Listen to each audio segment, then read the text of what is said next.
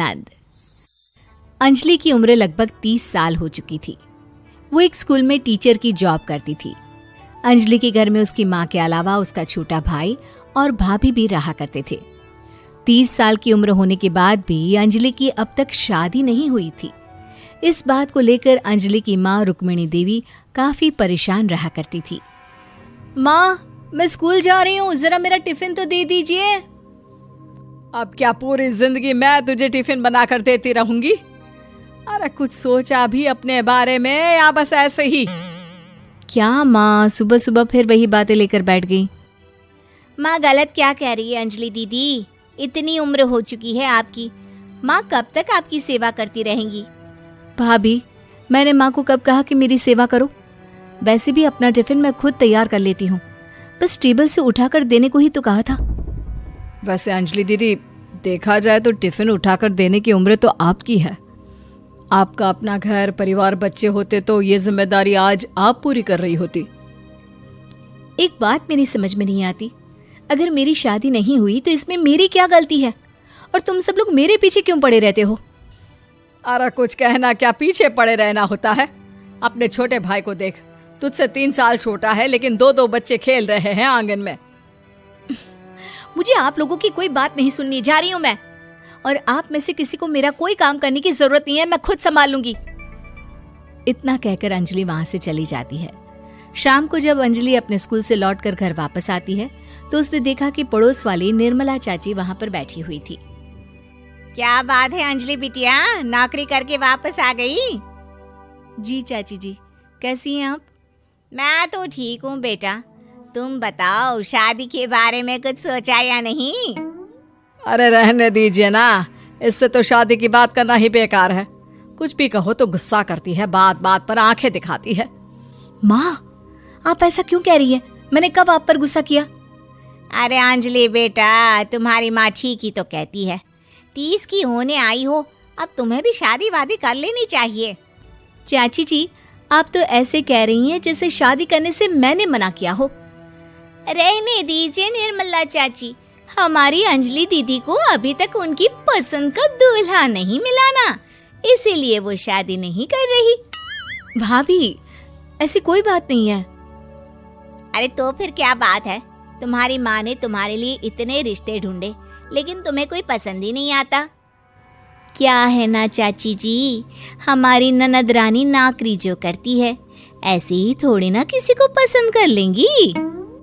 अरे भाई, नौकरी का घमंड है तो बात अलग है, कोई और बात हो तो बताओ, कोई रास्ता निकाला जाए। नहीं नहीं चाची जी, कोई बात नहीं है, बस मुझे अभी तक अपनी पसंद का कोई मिला नहीं है। सुन लिया आपने, इस लड़की के तो पर निकल आए हैं और इतनी उम्र में अपनी पसंद का कोई मिलेगा भी नहीं इसे। माँ, आप मेरी शादी को लेकर हमेशा मुझे ताने क्यों मारती रहती हैं? अपनी माँ की बातें तो ताने लगती है। ताने हैं? बताओ, मैंने कुछ गलत कहा क्या? देखो, ये सब छोड़ो, मेरी दूर की बुआ का बेटा है, उसकी अभी शादी नहीं हुई है, उम्र होगी कोई 34-35 साल। आप कहें तो बात आगे बढ़ाऊं? अरे हाँ हाँ, क्यों नहीं, ये भी कोई पूछने की बात है। अरे जल्दी से लड़के को यहाँ बुला लो। माँ, आप मुझसे पूछे बिना मेरी शादी की बात करने जा रही हैं और मेरी उम्र 30 भी पूरी नहीं हुई है। निर्मला चाची कह रही है कि वो लड़का 35 साल का है। अंजलि दीदी, आपको क्या लगता है इस उम्र में कोई फिल्म का हीरो आएगा आपके लिए? देखिए, अब पसंद और नापसंद की बात तो रहने दीजिए, पसंद करने की उम्र तो आपकी निकल चुकी। अब तो जो भी मिले उसी से शादी कर लीजिए, इसी में भलाई है। तेरी भाभी बिल्कुल ठीक कह रही है। अब जैसा रिश्ता मिले उसके लिए हाँ कर देना, ताकि हम भी गंगा नहाए। ठीक है, चलिए मैं उस लड़के को कहती हूँ, वो कल ही अंजलि को देखने आ जाएगा। अगले दिन निर्मला चाची के दूर का रिश्तेदार अंजलि को देखने उसके घर आता है। उसका नाम था अजय। अंजलि जी, तो आप नौकरी करती हैं, वो भी स्कूल में? जी हाँ, मैं स्कूल में टीचर हूँ। हमारी बेटी बहुत होशियार है। अरे पढ़ने लिखने में इतनी होशियार है, इसीलिए तो इसकी नौकरी लगी है स्कूल में। हाँ हाँ ठीक है आंटी जी, ज़रा मुझे भी तो बात करने दीजिए आपकी बेटी से। जी पूछिए ना, क्या पूछना चाहते हैं?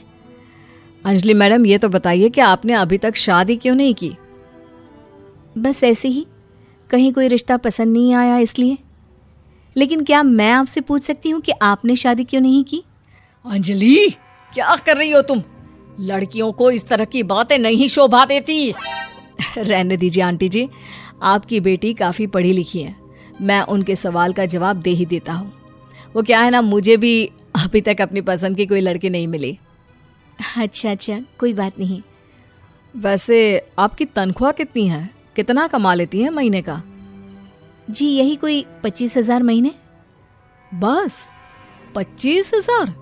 इतने से क्या होता है? इतने से तो आजकल घर भी नहीं चलता। आपके कहने का क्या मतलब है? अरे मैं तो ये सोच कर आया था कि नौकरी वाली लड़की है, आराम से 40,000 कमाती होगी। माफ कीजिएगा, आपका और मेरा रिश्ता नहीं हो सकता। जी कोई बात नहीं, मुझे भी आपके साथ शादी करने में कोई इंटरेस्ट नहीं है। अंजलि, किस तरह की बात कर रही हो?